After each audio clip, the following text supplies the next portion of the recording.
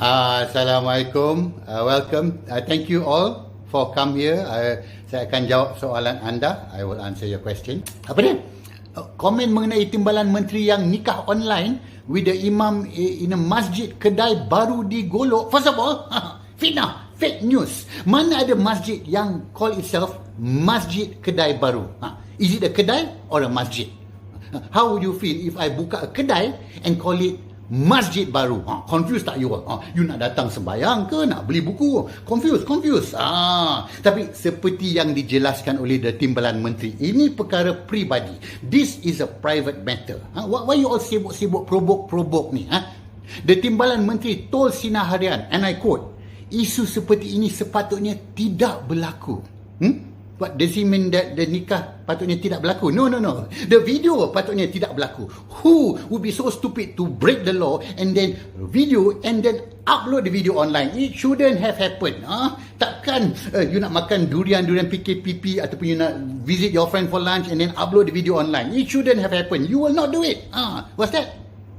The timbalan yang di-Pertua Majlis Agama Islam Wilayah Naratiwat Abdul Aziz Cik Mat menjelaskan pihaknya tidak pernah mengiktiraf pernikahan secara dalam talian. This is where he is wrong. Ini bukan secara talian. Nobody is calling, halo, tak ada. This was online, atas talian, on the line. Macam Tinder, macam Grindr. What is Grindr? I don't know. Anyway, they didn't calling. This one is video calling. Ini norma baru. But once again, I repeat, it shouldn't have happened. But why nikah right now during this time when the entire country is struggling, orang yang tak ada makan, tak ada nasi, and why nikah in the first place? Ini you kena salahkan Spanish fly. Assalamualaikum. Thank you all for come here. I will answer all your question. Apa dia? Kat depan tu? My comment when it was reported in the morning, the Timbalan Menteri Ahmad Amzad said kerajaan tak dapat memenuhi permintaan orang ramai merakam gambar atau video ketika disuntik. Cannot. You cannot take the video because this will mengganggu the kelancaran of the vaccination process. You tengah dapat the vaccine, you take out your camera and then the nurse or the doctor see the camera want to ansang ayo. Cannot, you will mengganggu. Cannot, tak boleh, cannot. Bagaimana in the afternoon pula, petang, YB Khairi Jamaluddin said you can take the video in the vaccination process? Can. Apa salahnya? Boleh. Bagus. Memang bagus. Boleh. Because you nak ingatkan. You want to remember. You want to posting IG story. This one is my posterity. I remember. Boleh. Apa salahnya? Kenapa confuse? Apa yang confuse? Kenapa timbalan menteri pagi cakap sesuatu, menteri petang cakap lain? This is not confusing. The reason the timbalan menteri said one thing in the morning and the menteri said another thing in the afternoon, if you don't want to take a video selfie, you go vaccine in the morning. If you want to take the video selfie, you vaccine in the afternoon. Apa yang confused? Tak boleh. Senang je.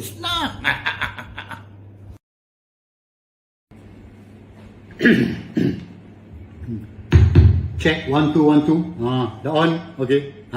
Assalamualaikum. Khabar semua. Thank you for come here today. I need to explain the new SOP. New SOP because I know a lot of the rakyat is confused. I don't know why they're confused. It's actually very easy. The new SOP is almost the same as the old SOP. And the old SOP was just like the old new SOP. Senang je. So if you have any question, please ask question. Apa dia? Alcohol. Alcohol categorized by the National Security Council as non-essential. Therefore, ban. Tak boleh jual. Is ban. Tak boleh. Cannot. Lagipun alcohol is no good for the SOP. Because when people are drinking, then they come out, wow, suddenly they love everybody. They see their people, the friend, they want to hug the friend. I love you, brother. Oh, you are like my brother. Tak boleh. Ni patah SOP. The SOP is broken. Tak boleh. 1 meter. Must keep away. Any other question? Cigarette, rokok. Rokok is also non-essential. Tapi boleh jual.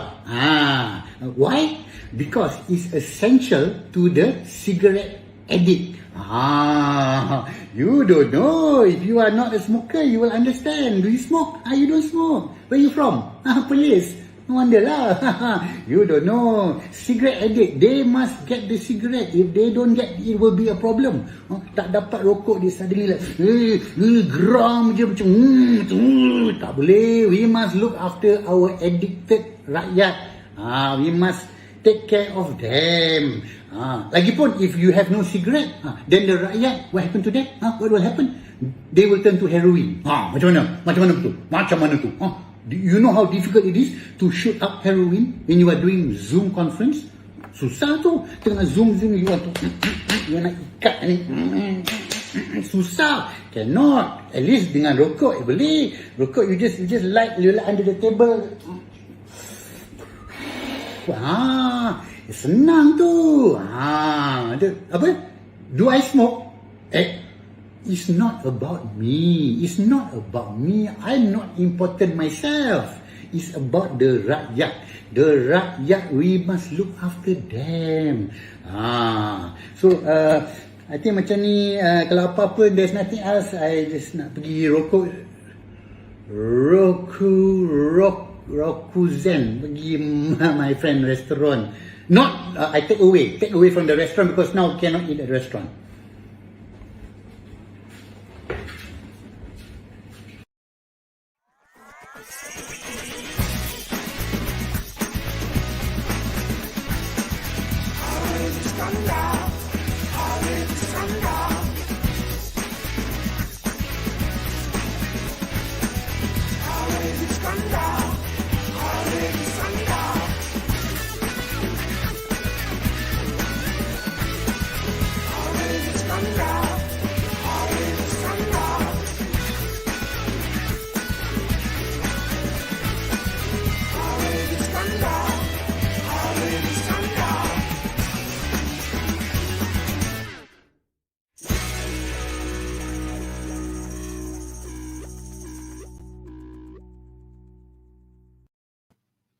Good evening, ladies and gentlemen. Apa khabar? Assalamualaikum.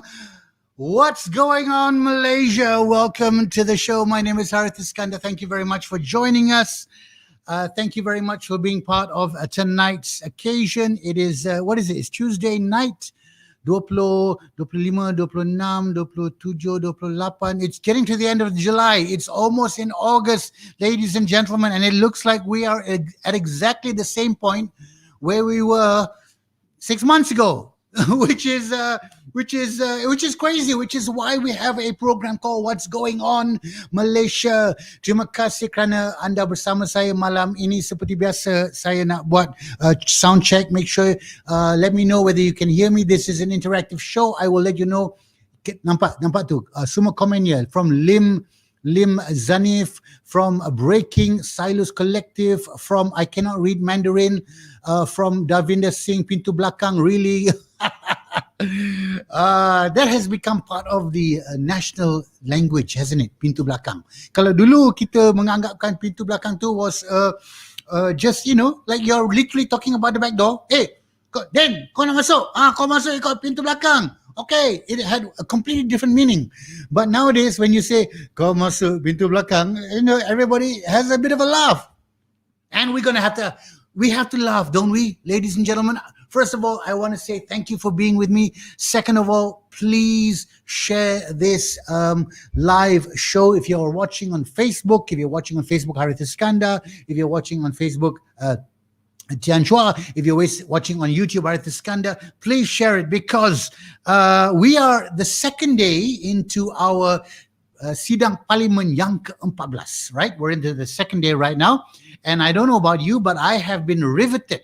I have been watching non-stop. I have not watched content like this since Keeping Up with the Kardashians in the mid-2000s. I don't know. I don't know which is more ridiculous, Keeping Up with the Kardashians or the current Malaysian Persidangan Parliament. I'm weighing it up right now. But at the end of the day, I don't know why I'm being entertained. Sadly, I'm being entertained by what I am watching. And I don't know about you, but we are going to be talking about that tonight. So once again, please share this post, share this live Facebook. I just want to say something that I have been so happy and so thrilled that so many of you have been responding, you've been commenting, you've been watching, you've been sharing your thoughts. I was in Penang just this weekend with the Hope Branch, my NGO, and I bumped into a lot of people who are lining up to receive aid distribution. We distributed grocery packs to 1,200 families in Penang, and there were people who lined up for the aid distribution who said to me, "Hey bro, what's going on Malaysia? I like your show." And it really warmed my heart, and it was warm and sad at the same time. For what we were required to do was to give out a grocery pack distribution, but warm that people were engaged and watching the show. And with that, guys, let me tell you something. Every week when I invite a guest onto the show, there's always segelintir. Mesti ada penonton ataupun pengikut or some followers who always say to me, "Ayah, why you invite this person? Ayo, why? Kenapa jemput orang ni? Apa hari? I want to unfollow you." You know, guys, I just want to explain something to those of you who are watching. I am not an investigative reporter. I am not paid to do this, to invite whatever guests in the show. I invite the guests on my show, the people that I want to speak to. Now, why do I want to speak to these people? Because I want to hear their point of view. I want to hear what's been going on in their lives, and I want to hear what their thoughts are about our nation. I don't need to agree with these people. I don't need to be aligned with them, but there is nothing wrong with listening to and talking with people who have opinions and are thoughtful and have concerns for this country. And that's why the show is called What's Going On Malaysia. So tonight, seperti biasa, when I announce it, satu perkataan baru dalam kamus Inggeris, when I announce it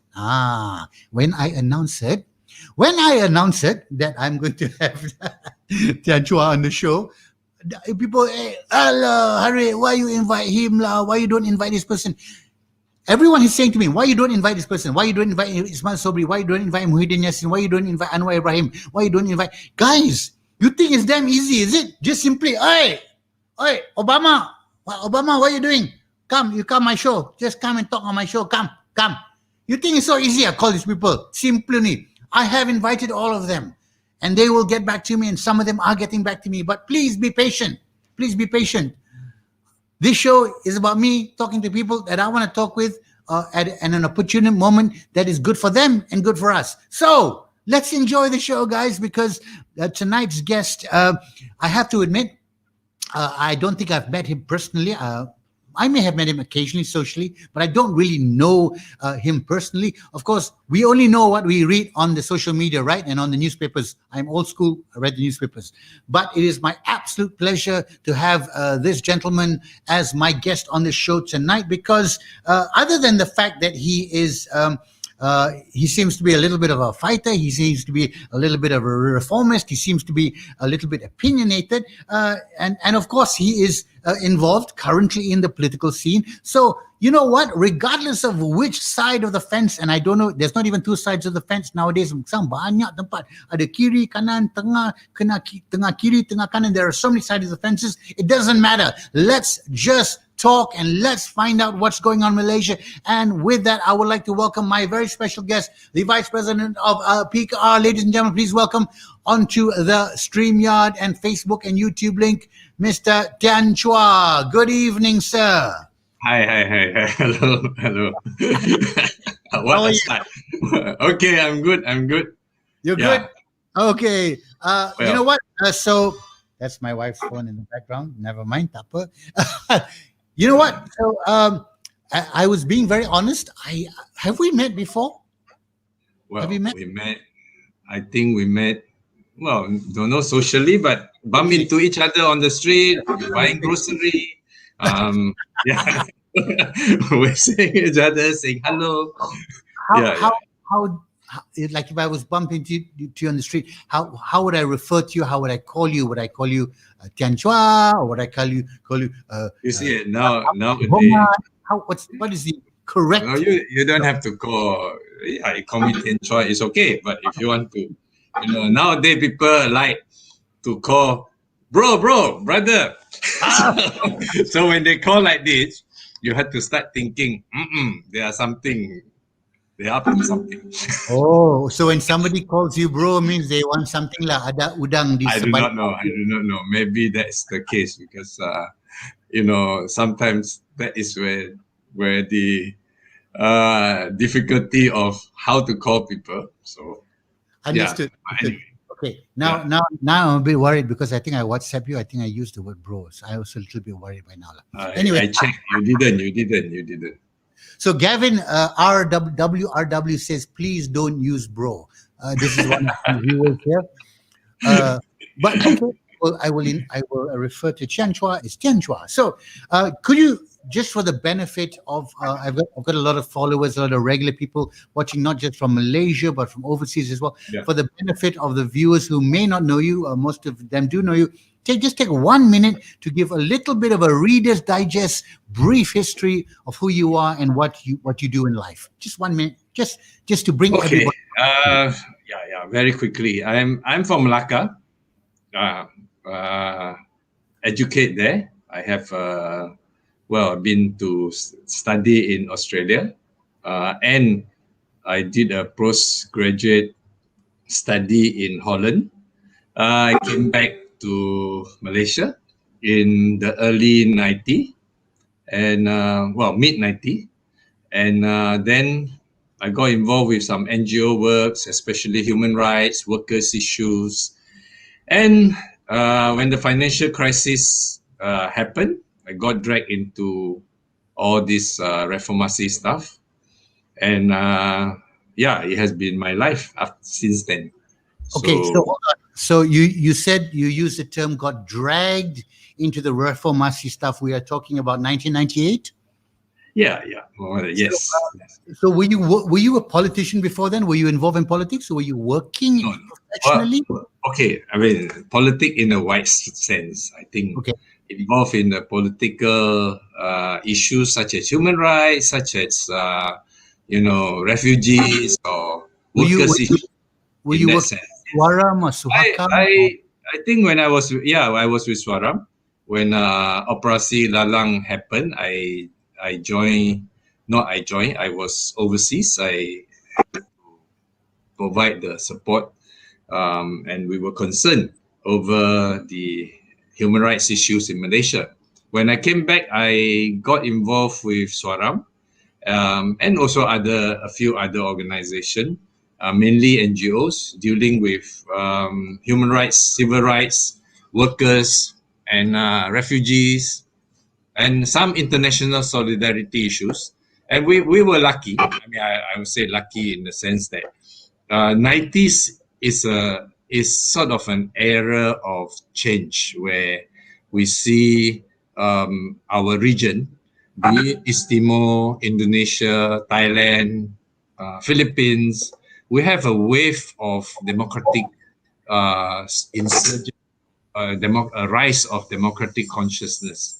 I was quite involved with also some of the regional work. And then you ended up in under the ISA. You ended up in, was it Kamunting? In Kamunting.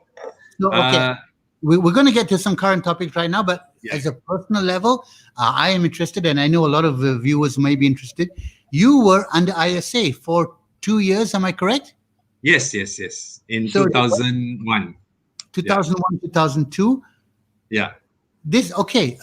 We hear about it. I was around at the time, and I know, but what, to those of you who don't know, ISA, Internal Security Act, a lot of people were brought in and detained for 2 years. right? Right. Yes. What was the detention like? Can you give us a brief outline? Because Okay, ISAs, they have two parts, which we describe. This is our joke among ourselves. We say there are the first 60 days is where you undergo interrogation. No lawyers, nothing. You are isolated on what's it called? Solitary confinement, maybe up to 60 days. 60 days. And what, That's you're in a room, or they talk to you? in a room, in a something like a lockup. So every day there will be interrogation. You will be writing out the stories. Everyone that you know since your kindergarten up to the day that you arrest, you have to try to confess. Then you have to find out what actually you have done wrong. So there will be a lot of 60 days is a long time. They can do a lot of things to talk, and sometimes when the police feel like having some overtime, so we will do all night long session. So well, that is what we joke, that is the hell stage. You are in hell. There was totally isolated. We are just facing only our interrogators. After that, the Home Minister will decide whether you are good enough. If you are still a threat to the internal security, will be sent to Kamunting for 2 years.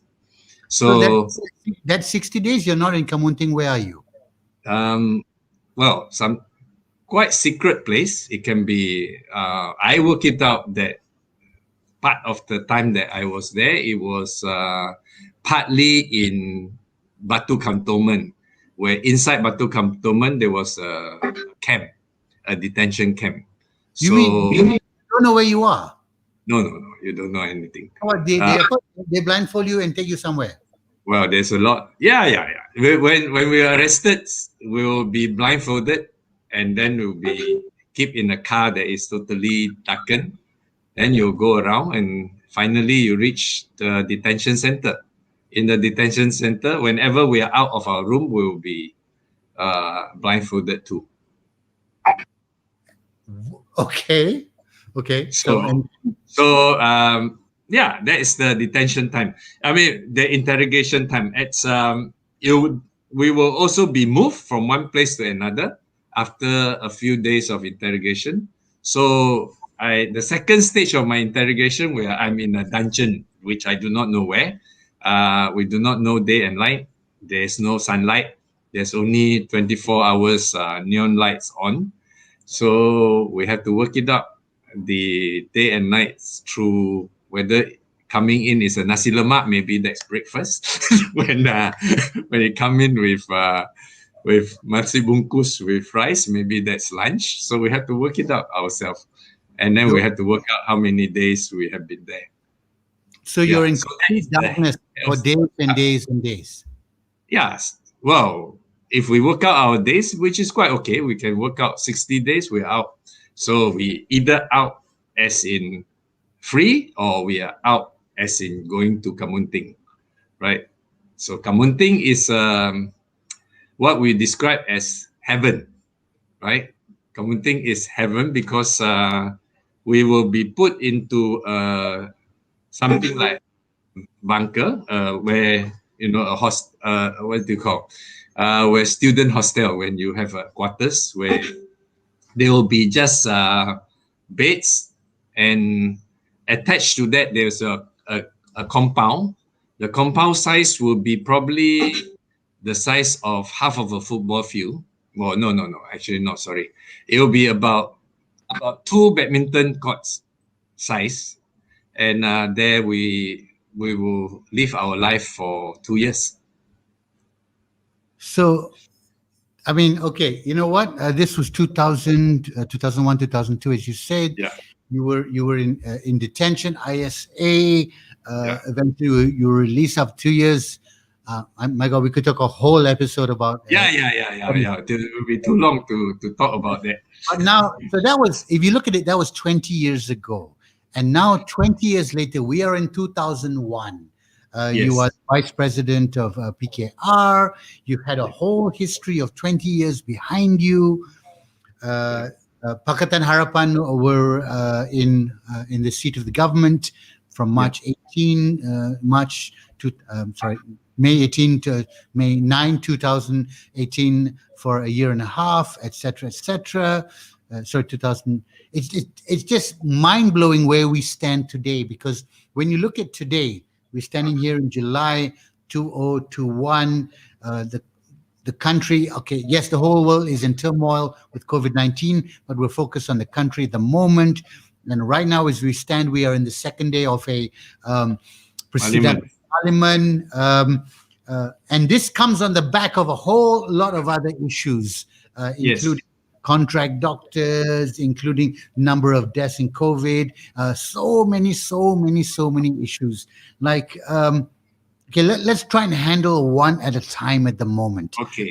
We'll start with the most current. So you've watched the persidangan for the last couple of days. I don't know whether you've watched. Are you Yeah. like Yeah, you've yeah. been in the seats? Do you like watch it? And what is going through your mind? What are your immediate comments if I ask you what have you thought about the last couple of days?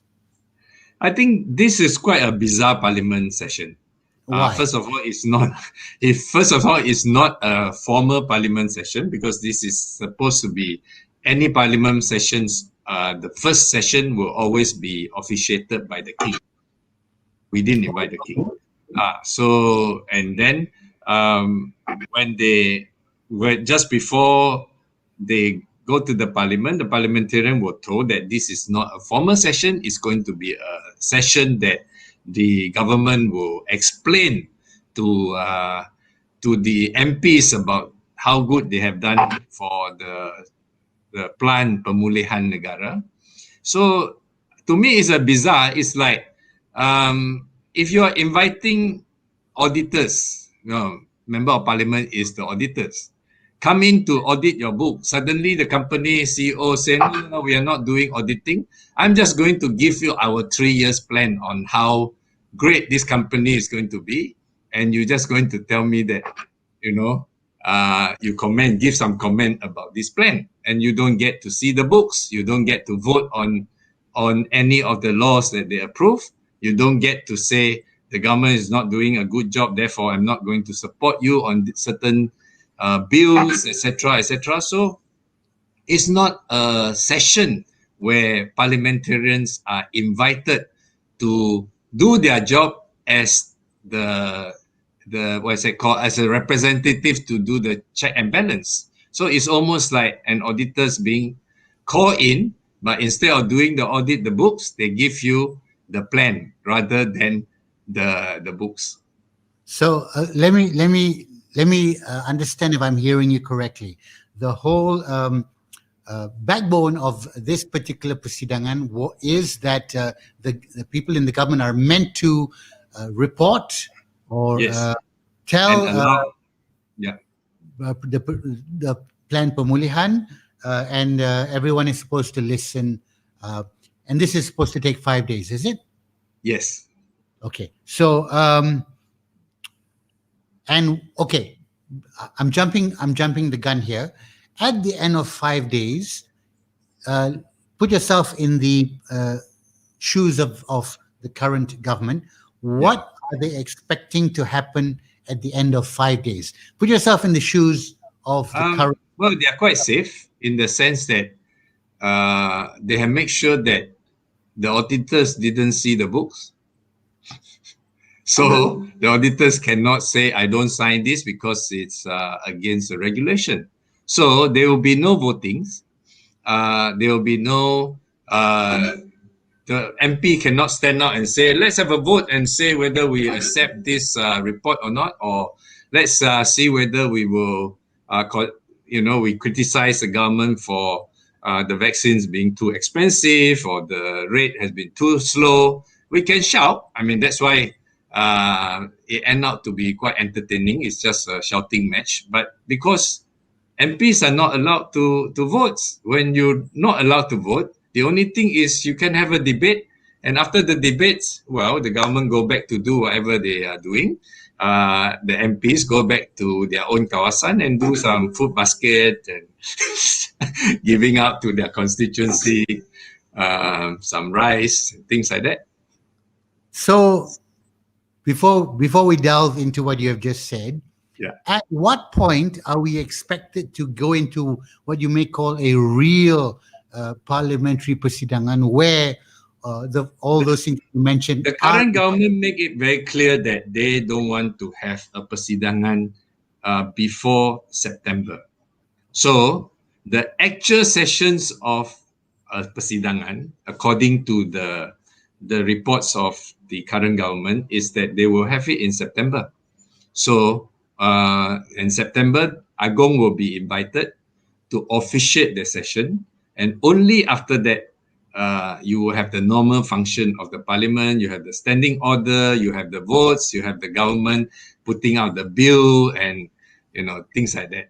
So this session, strictly speaking, is not a proper parliamentary session. Well, you know what? Thank you for explaining that, because now I understand why, like what you say, it's become a shouting match, because this is actually an opportunity. And unlike previously, I think before the parliament was only maybe shown live on RTM or something for 1 or 2 hours. Now we get to watch it on YouTube. We get to watch it on the Malaysia Kini site. We get to watch it on the RTM site. We get to watch it on the whatever site. And with the shouting and the back and forth and the banter, I think more Malaysians this week have watched Parliament in 2 days than have ever watched Parliament in the last 61 years or 65 years. Or maybe 30 years.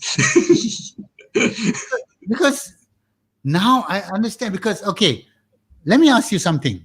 Okay, so for the next 5 days, nothing is actually meant to happen, right? You're not allowed to vote on anything.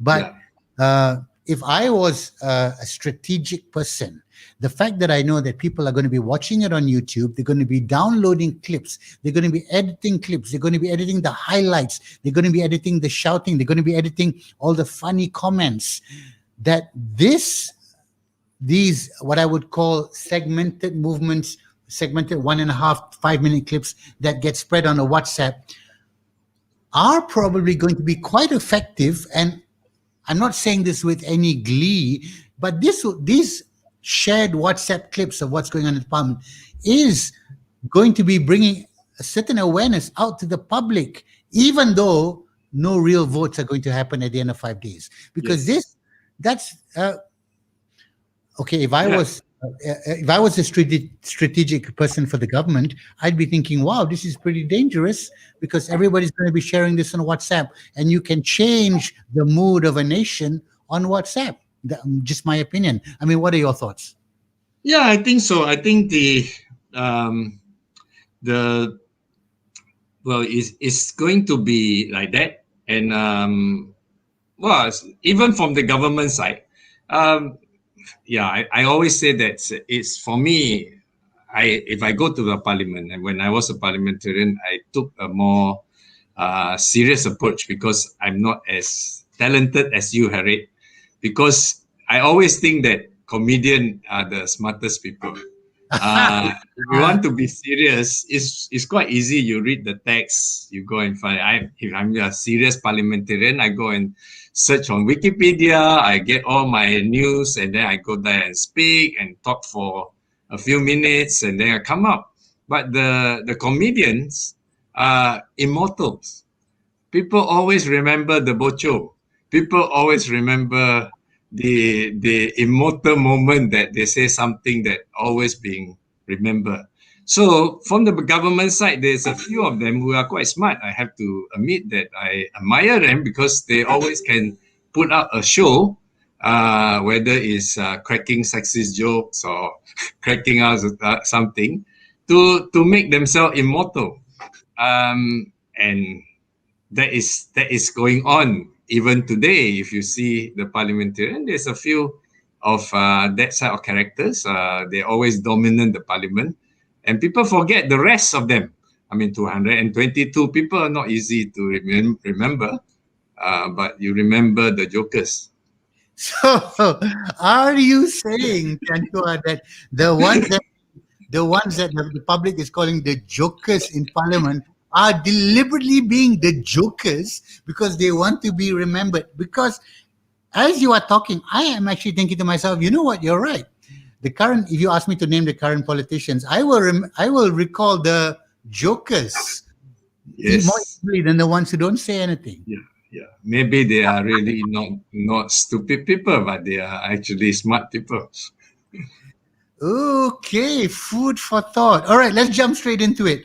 What has been your takeaways for the last 2 days in the Parliament, I regardless of the fact that there's no I voting think going the on? biggest shocking thing is where everyone's puzzle is, uh, are we in or are we not in the darurat?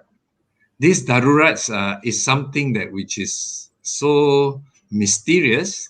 It come in such a mysterious way. Suddenly, mysteriously, it was being announced that it has been revoked. So this is something that puzzles everybody. Yeah, I think it's this the last 2 days that has dominated the discussion. Yeah, I think it was. If correct me if I'm wrong. I think it was revoked July 21st or July 22nd or something. About Yes, a week. yes. According to the ministers that report to the parliament, 21st of July, it was already revoked.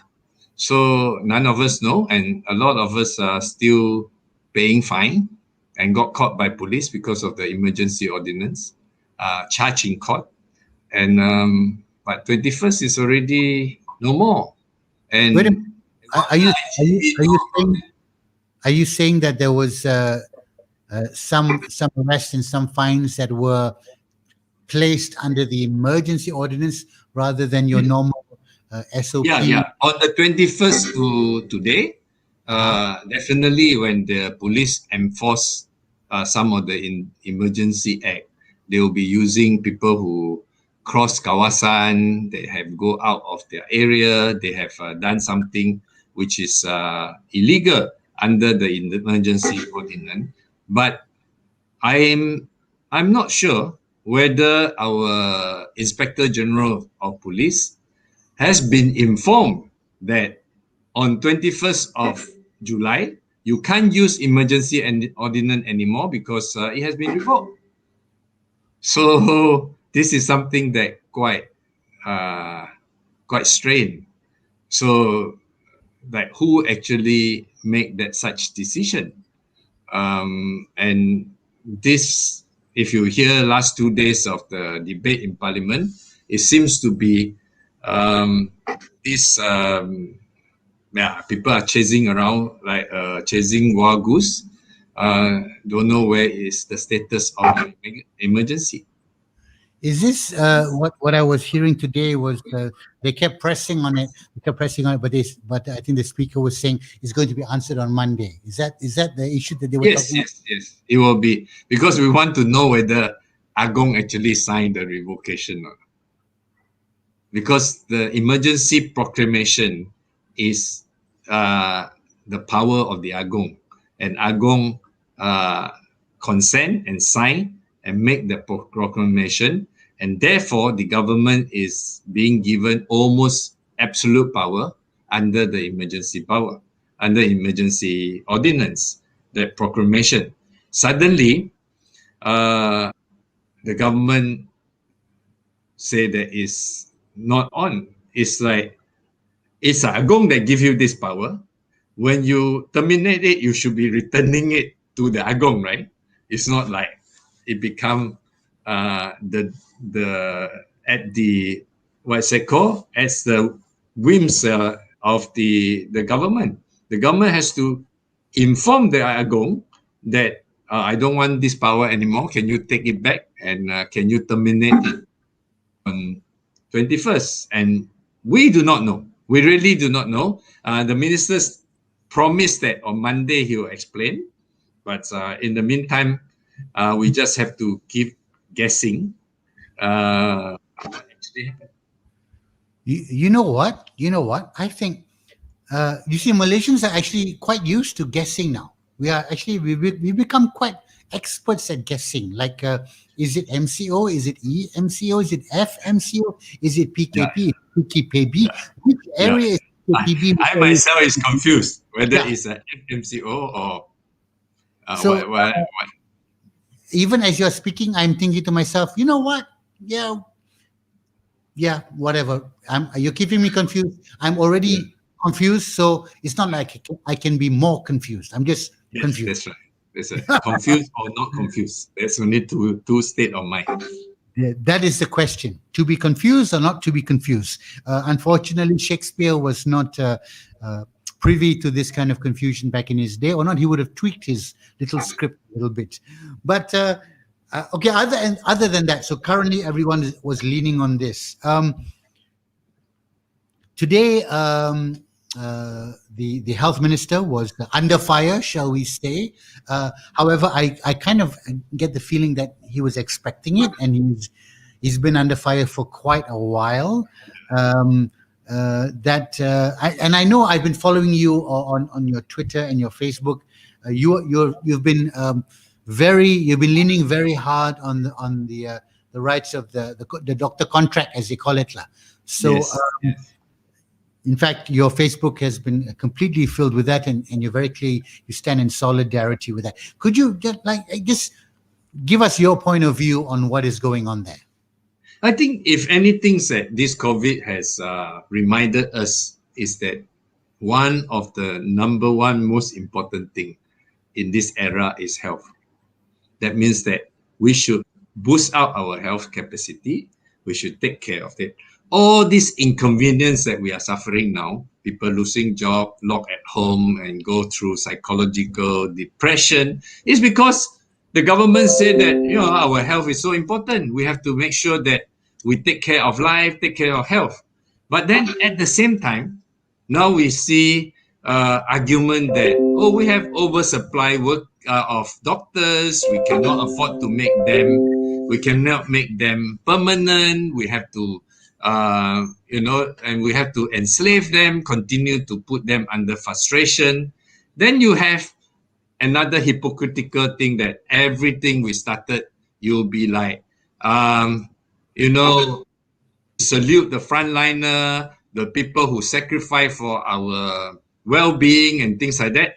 Then when they are asking very simple requests, which is their status as contract workers should be given a certain assurance of job securities, given them a certain prospect for future, and given them certain rights when they work. They are not working under low salary, a lot of what is it called, and with very poor working condition. So I think this is quite important. So for me, the support for those frontliner, especially our junior doctors, are quite essential for us to overcome the COVID. And we can't expect if we take COVID as a war, we can't expect our soldiers are being deprived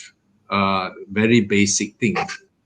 So to me, this is something that the whole society should be concerned about. And I know that you were trying to explain a lot about because from the layman's point of view, the doctors are going to step down. The doctors are going to just leave their job, and they're going to leave the patients who are in critical condition hanging, so to speak. Yeah. But that wasn't the case, was it? That wasn't. It wasn't the case. That was a propaganda, and I think the authority knew that. You see, the doctors say it very clear. They are going to do it for 15 minutes in between shift. They will be out of their shift. Other doctors will take over the jobs, and they will go out and take some placards and take photos. And those people who are back to the shift, they will go back to work. And those people who are off the shift, they are not affected. So it's very clear when the doctors were performing this protest action, they put their responsibility, take it very seriously. And the reason why they take on this hata is because they want to defend the public health system. It's not just about they want to get extra few bucks for their salary. They want to, they are not happy that they don't have chance of promotion. But it is very important that for us to continue to have an economical, relatively much more accessible healthcare system, we need these doctors, these young doctors that dedicate themselves and work for the public system. So we shouldn't deprive them for their basic rights. Okay, so where does it stand at the moment? Because I know that if I read it correctly, there have been some reports about police investigating the doctors who stood on strike for that time. Where does it stand at the moment?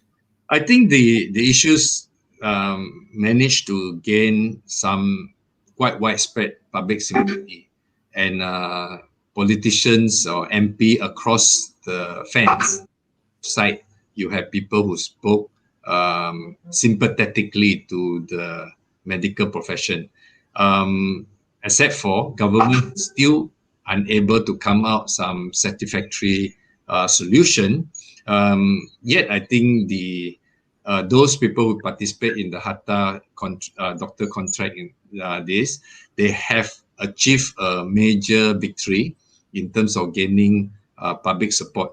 Well, the struggle is not overnight. I'm sure something that has been long-standing, it will not be immediately resolved. I will only say that we as a society as a whole should continue to give them moral support and in solidarity so that they can continue their struggle until the government conduct proper consultation. This is something that is lacking. You know, when we want someone to do work, we don't want to consult people. We don't want to negotiate to see their point of view. We tend to say, well, you dare to do this, we're going to get the police to go after you. Instead of saying, can we have a cup of tea? I will invite your representative and let's start negotiating a midway solution for the short term and trying to work out some sort of a long-term solution, then etc. etc. But we don't seem to have that type of culture. We tend to take this like you dare to speak out, right? I punch you until you're silent, and that's something that we need to change. I have to say that I agree with you. There seems to be a very lacking of space of being able to negotiate, being able to talk about it. Even though you don't see eye to eye, you should be able to. What I feel is lacking is people are not, or certain groups are not talking to each other for the better good, for the betterment of the country. Before we go back into the past, I want to look into the future. So let's just say, what is your hope? What do you hope happens right now, given the current circumstances? And I'm going to ask you to try and keep politics out of it. But what do you hope? What would be the best resolution for the country right now? What needs to happen, in your opinion? You mean in general, not just the doctors, right? Yeah. Not just doctor, in general. I mean, the doctors are part of it, but in general. I think we are Turn okay. this around. I would say maybe I might be a bit what's it called, different from others. I still think that this country is on the right track.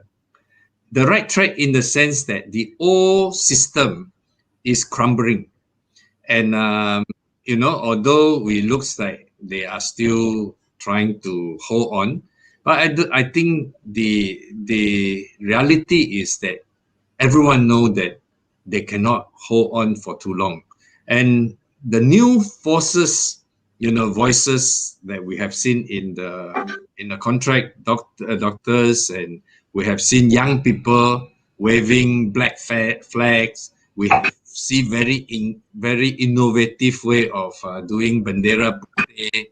We are seeing the new generations of activism, and also societies are begin to shift in the value.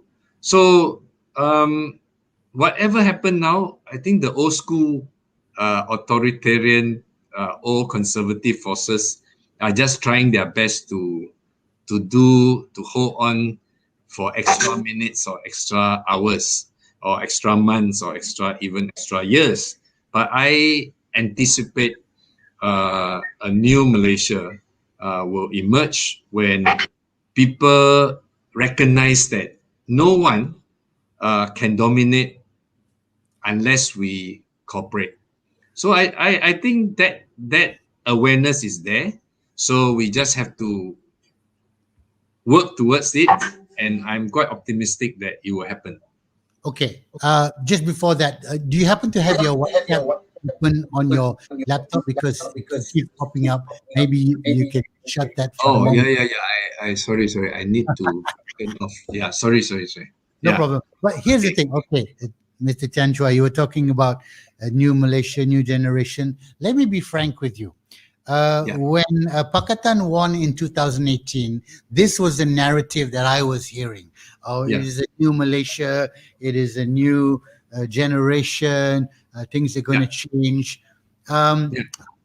If I am to take the cynical point of view, what you're saying is, yeah, I too hope it is a new generation. It is a new Malaysia. But from what I can see and what a lot of people are seeing, it seems to be the same players playing the game as it was in 2018. Now, I'm not saying it's right or wrong, but it seems to be a very similar narrative. So, what is going to be new if you say? I mean, I okay, think the cynicism is very important, because this is the whipping process that we have to push everybody onto the same thing, and some things has changed. I won't say there is totally no change. Today, you can afford to be a lot more cynical, and you can be assured that you will never get a chance to go to ISA. You will never get a chance to go and stay in the Kamunting Hotel for 2 years. Well, there will be some sort of authoritarian type of reaction, but they can't do it as what it used to be. So I think I'm not trying to say that during Pakatan is better, but I would just say that it's going to be a process. Whatever, eventually, people are now able to make their choices known.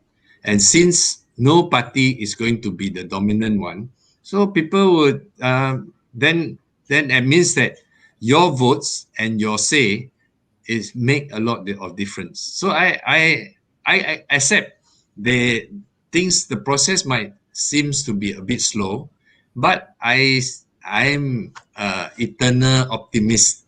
I think we are going to get there. okay. I'm an eternal optimist too, and that's why I always try and hold a brighter candle to the future. I'm going to spend just a little bit of time now and going back to the past because I know there are a lot of people. Everyone has an opinion about what happened during the so-called Sheraton move. I had a Tun on my show a few weeks ago, and he gave his point of view. I have had people messaging in the comment section.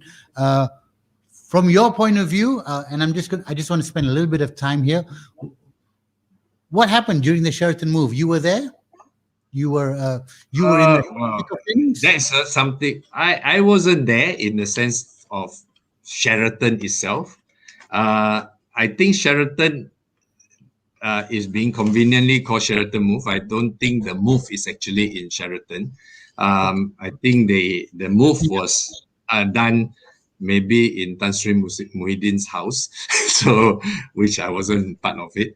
But I think the issues slightly complicated. But what in a nutshell is that the conservative forces within the ruling parties, and as well as those people who has been out of power, decided that the process that going to go on is going to harm them a lot, and they decided that they want to stop whatever Pakistan's trying to do, or maybe not just Pakistan, but a new type of social reform process.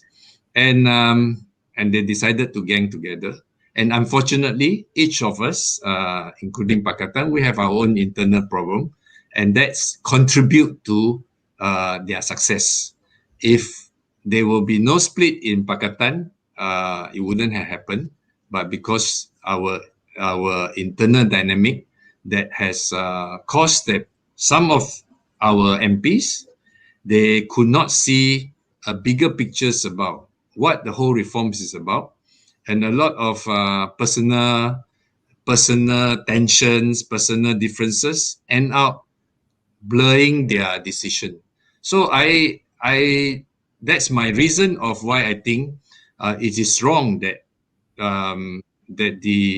some of the Pakistan MPs, which open out the doors to allow that the returns of those people who we work so hard to remove them. Okay, then why are all these comments swirling around that there was suggesting that you were somehow part of the move? I mean, I personally don't understand that, but why is I personally don't quite understand, but I can offer my own explanation because people pointing out that in PKR, I was a friend of Azmin, and I had been working hands in hand with him, and I'm being labeled as I am the factions of Azmin Ali. So therefore, when Azmin decided to join with Muhyiddin to form the Perikatan Nasional, the assumption is I'm part of it. So it's not totally groundless, but it is something that people make the accusation without understanding why, in the first place, I joined Keadilan and why I was in this movement.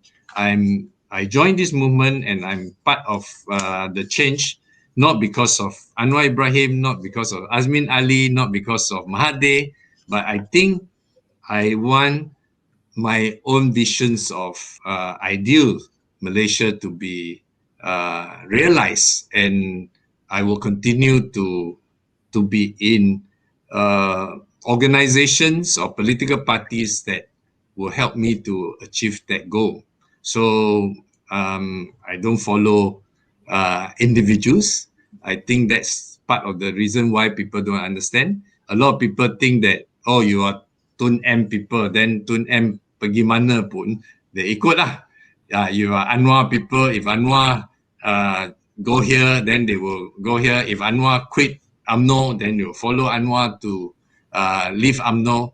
So I think that has been the normalcy or normal norm, the norm of our Malaysian political culture. So I don't blame people who make that sort of assumptions that since you're a good friend of Azmin, if Azmin go, you go with him. But even though you didn't go with him, people still say that? Well, if people want to say it, that they can say it. I mean, I don't mind, because whatever we in the activism, we are judged by our actions.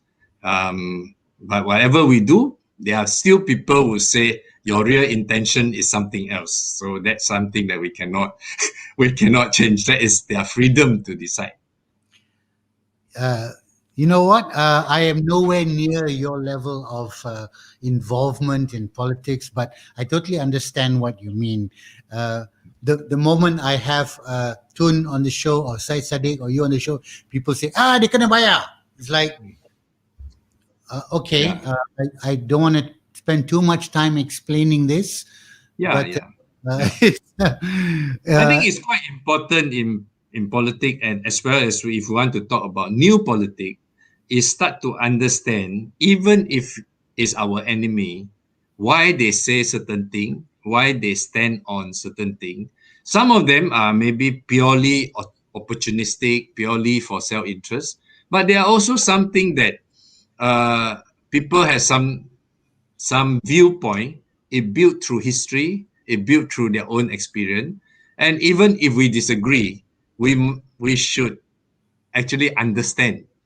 Even if we want to defeat them, we should actually understand how they think so that we can rebut them, or disagree with them, or defeat them. So I think it's quite important that this, what's it called? This type of open-mindedness to understand others should be inbuilt into our new political culture.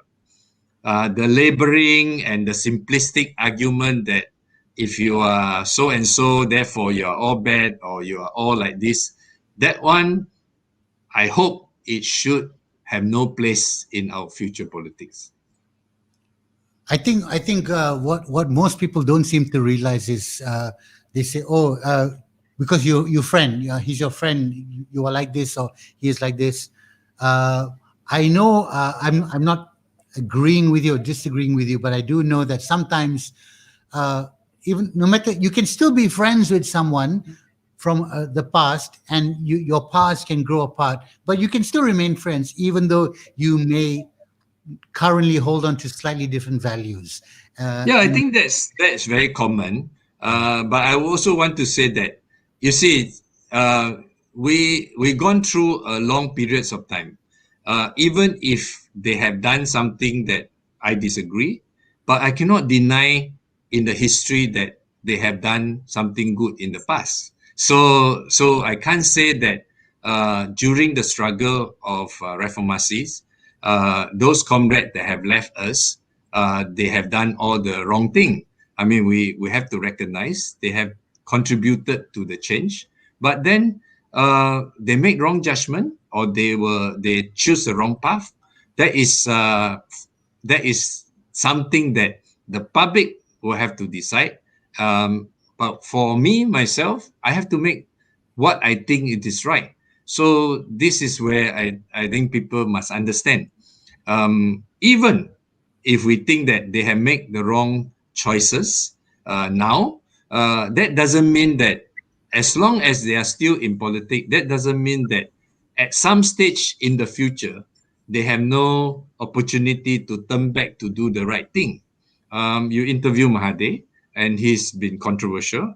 My relationship with him has been controversial, and I won't say that everything that he's done is wrong. And we have been enemy, and we also have been allies. So as long as Tun is still alive, I think he is still history in the making.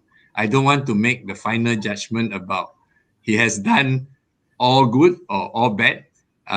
Finally, whatever he's doing now, maybe it's still good because he's still putting out his strong point of view to resist some of the misuse powers that happen today. Well, my judgment on his history, I will remain to be my judgment, and maybe I'll write books about it.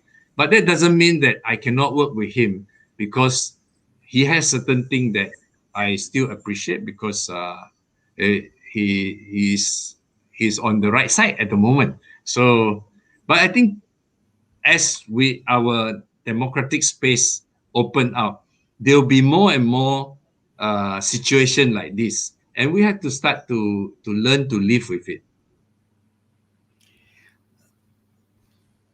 Although it is almost impossible to understand the deeper meaning of what you're saying, I kind of get the gist with it. And I just want to reiterate one thing that you said earlier, which makes a lot of sense. You know, people may have done some good in the past, and you cannot forget that just because they make a certain decision, wrong move. So let me ask you straight up: you think Azmin made a wrong move? Someone else asked that earlier in the question. I think to support Muhyiddin is a wrong move. I think Why? Well, we see today the situation, and when you have a government which has such a small majority or lack of majority, and at the same time unwilling to open up to have a broader coalitions where to be more inclusive, and that's wrong. I think the Prime Minister has a lot of opportunity. He could be more inclusive. He could open up to talk to his opponent, whether it's Pakatan or non-Pakatan. And when you make a decision to face COVID and economic crisis, you shouldn't be taking a very partisan stand. So that I think that is wrong. As time go, we also see that the current government become more and more exclusive, and until not that I'm defending UMNO, but until as partners to this government, a lot of things are not shared with them, and that turn some of them away. And just now we mentioned about the darurat, such an important thing. When you want to declare emergency, you don't do a thorough consultation, and when you want to revoke the emergency, again, there's no consultation. When you want to put out SOP, put out the anti-COVID measure, a lot of expertise are not being consulted. So I think for me, let's not judge on the day they were right or wrong. But as time go, clearly history show that the current government is on the wrong. I like what you've just said. I'm going to put that on a T-shirt. Let's not judge whether someone is right or wrong, but on the time. But in history, like you said, time will tell. Before we let you go, I'm going to ask you a soalan cepu mas, which I also asked Tun Mahathir, which got quoted very widely in the press. Who should be the next Prime Minister, if there is a next Prime Minister? Well, this Mahathir got into a lot of trouble for that. I think I learned from his mistake. Well, wait a minute. I don't think it was a mistake. You and me, the old man. No. I don't want to get into the mistake. Okay. I want to say unfortunately it has to be quite political. I think now we come to a stage that Prime Minister is not just exclusively for anybody. We need a Prime Minister that everyone can sit down, sit down and comfortably to be very consultative and to be very inclusive. So my call is on, firstly, of course, my boss, Anwar Ibrahim, and not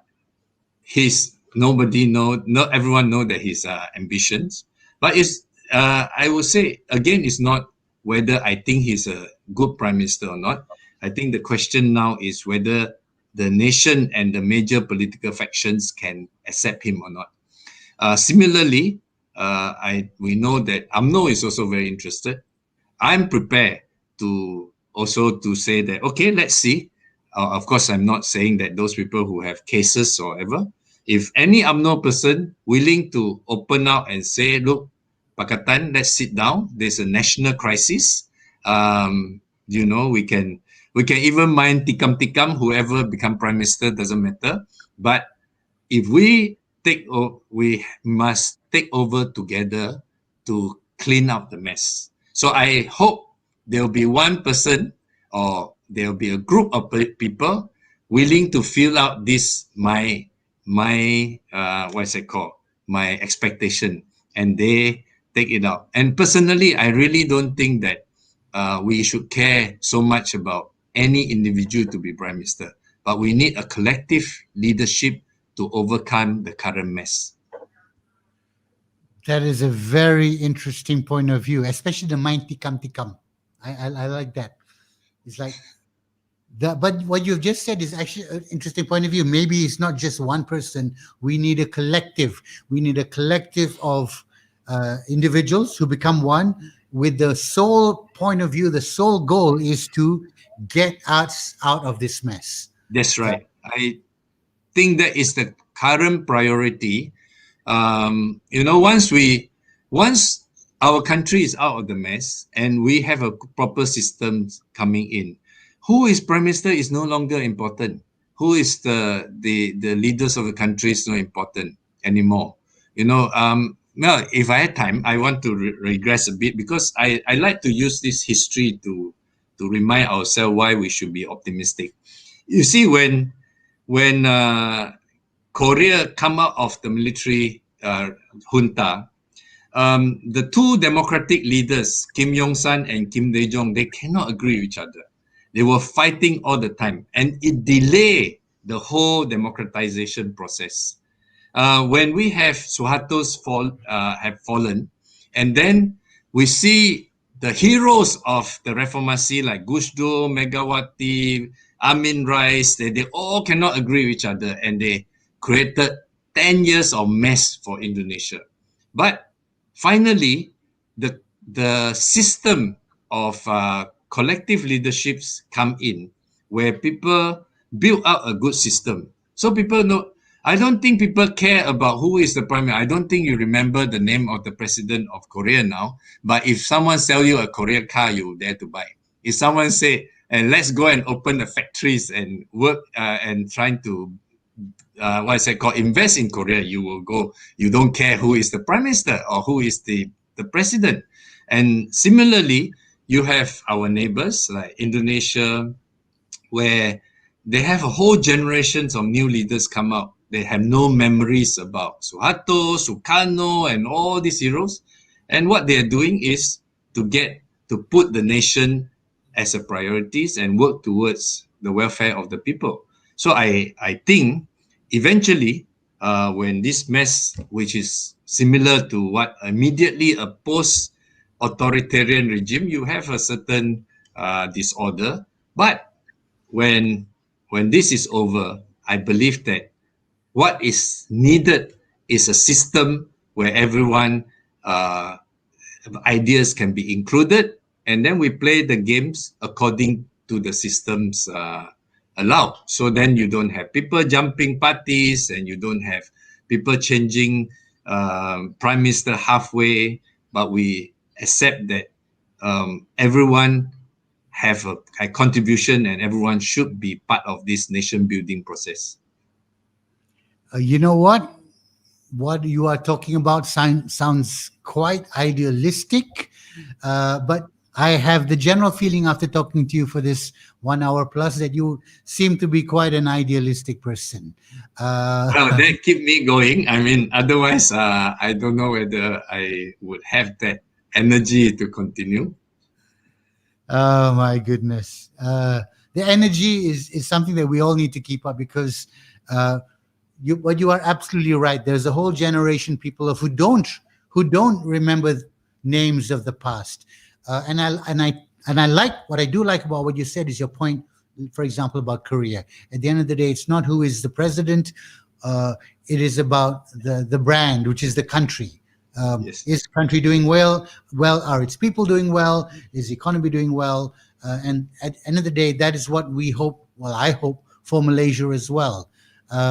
We need to stop mengagungkan certain individuals as if respect is there. Yes, the Bapa Kemerdekaan, Bapa Industri or whatever. I get about the respect, but at the end of the day, for me, it's about the people. And the people make the country, and it's about integrity. It's about knowing that honesty. It's about hard work, and regardless of who is in charge, be it one person or a collective, I hope we do reach that stage one day.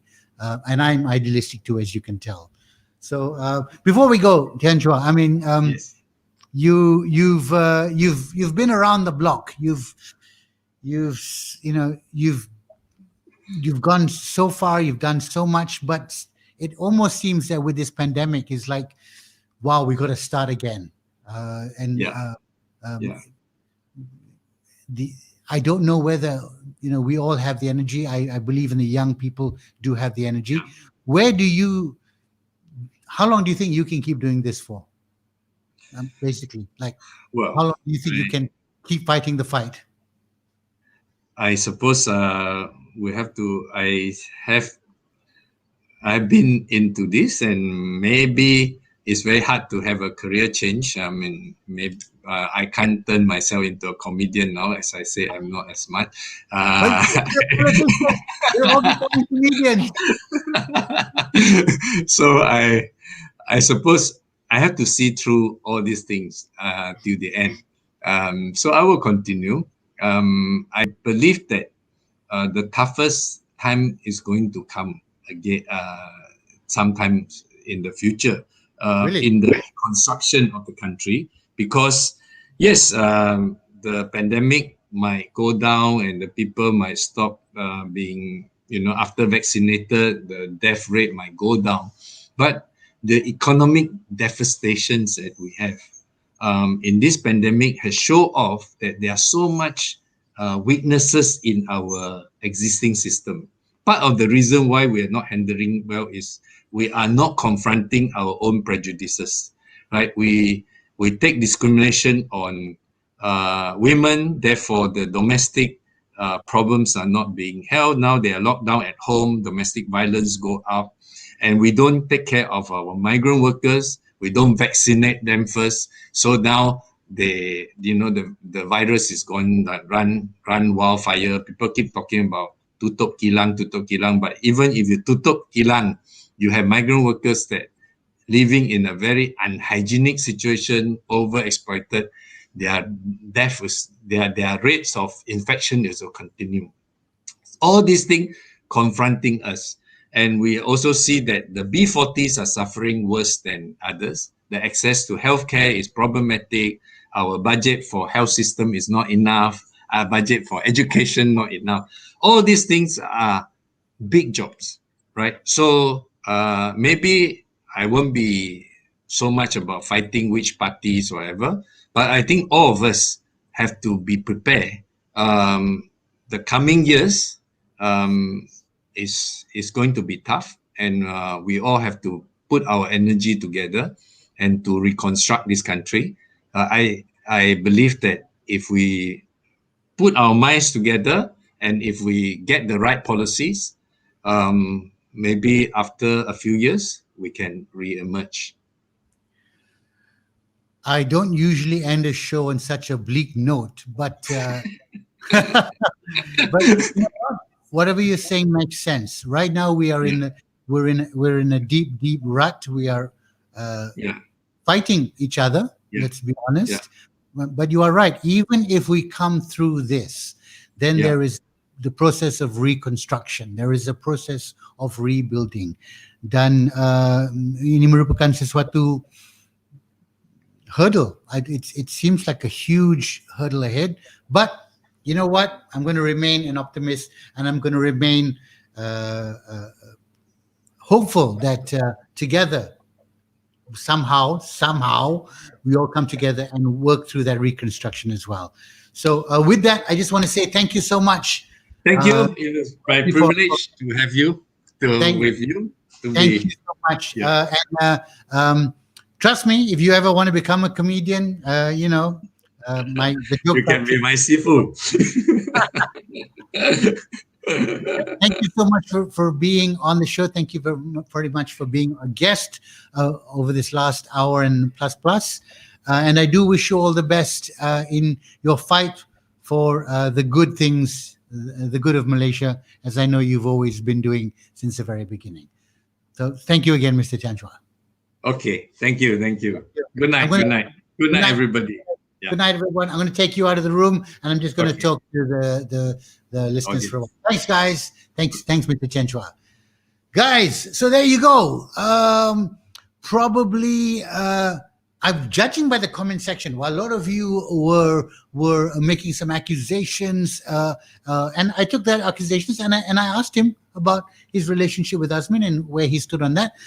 He had a chance to explain himself. I hope you guys. I'm not saying that you need to take his explanation, but yeah, you know what? It is what it is. For that, I hope you've been sharing the show.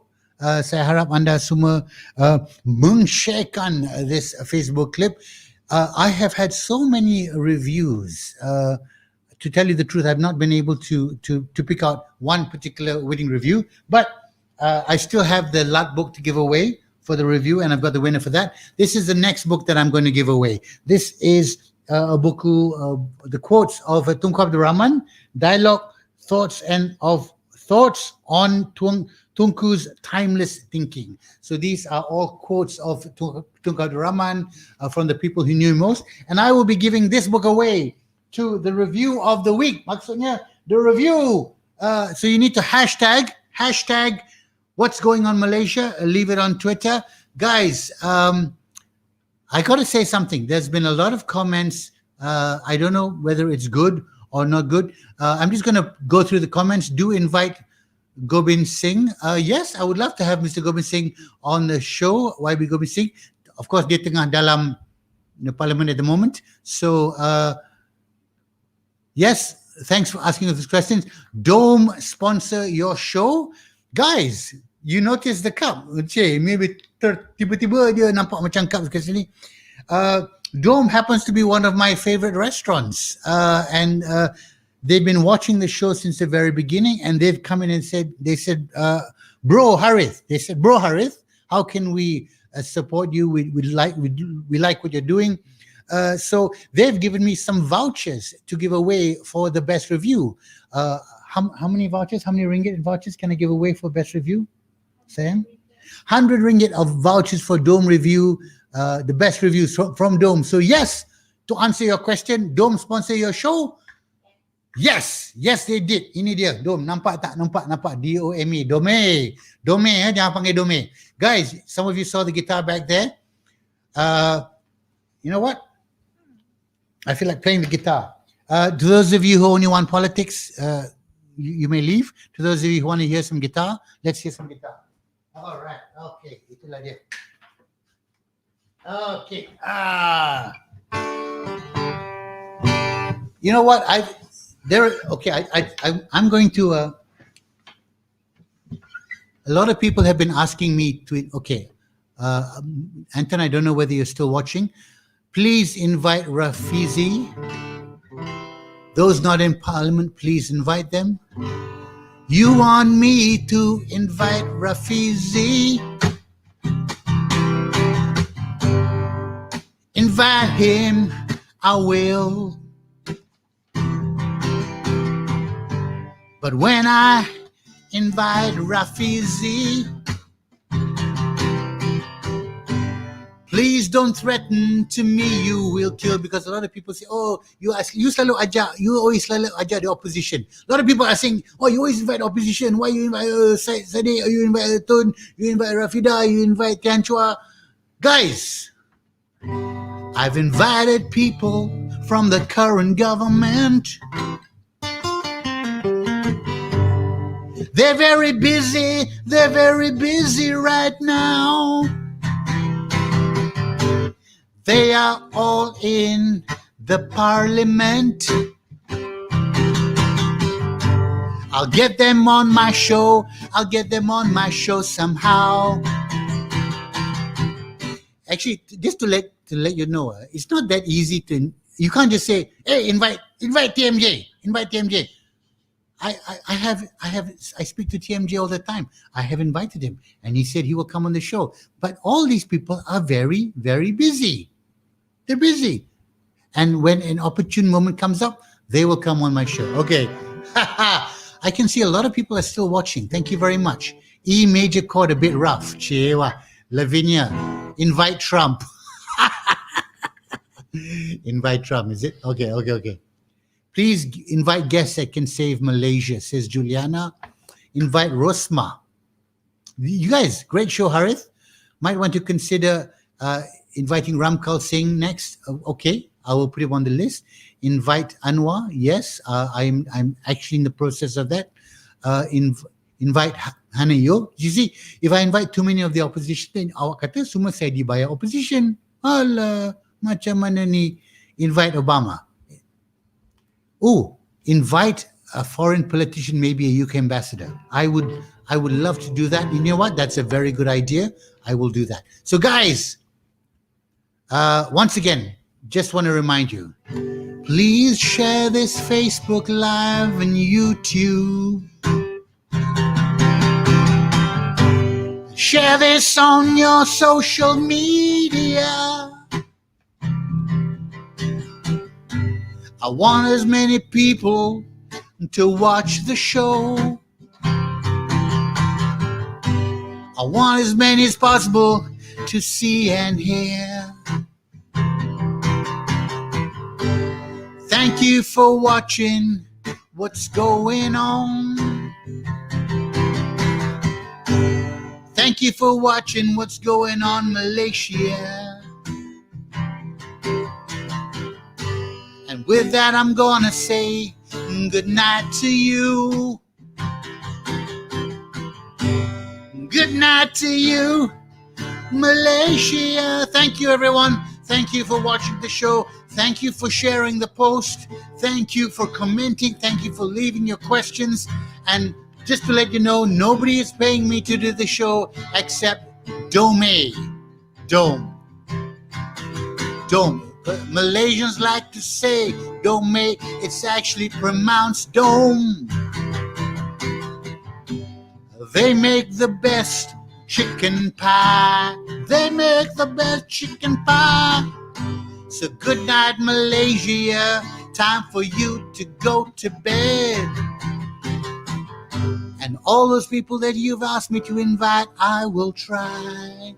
Thank you, everyone. Thank you for watching What's Going On Malaysia. I hope you've enjoyed yourself. Remember to leave a comment. Remember to leave a review. Tag What's Going On Malaysia. Leave the review on Twitter. It's actually the most easiest to find on Twitter, but also feel free to leave it on YouTube and also on my Facebook. So thank you for watching. And I have taken all your comments into heart, and I will try and invite all those people that you have requested I invite. So next episode coming up on Friday. I will announce who's coming up on Friday. This Friday it is, at least, and I hope you get to join me again. If you're watching not on live, if you're watching later, you're watching the next morning, thank you for watching. Let me know what time you're watching, where you're watching, and remember to share the episode as well. With that, I want to say Assalamualaikum. Terima kasih kepada anda semua yang menonton streaming What's Going On Malaysia. If you've had an idea, if you have a suggestion, please leave it in the comment section, and I will see you guys soon. Good night. Thank you very much. And I will end the broadcast right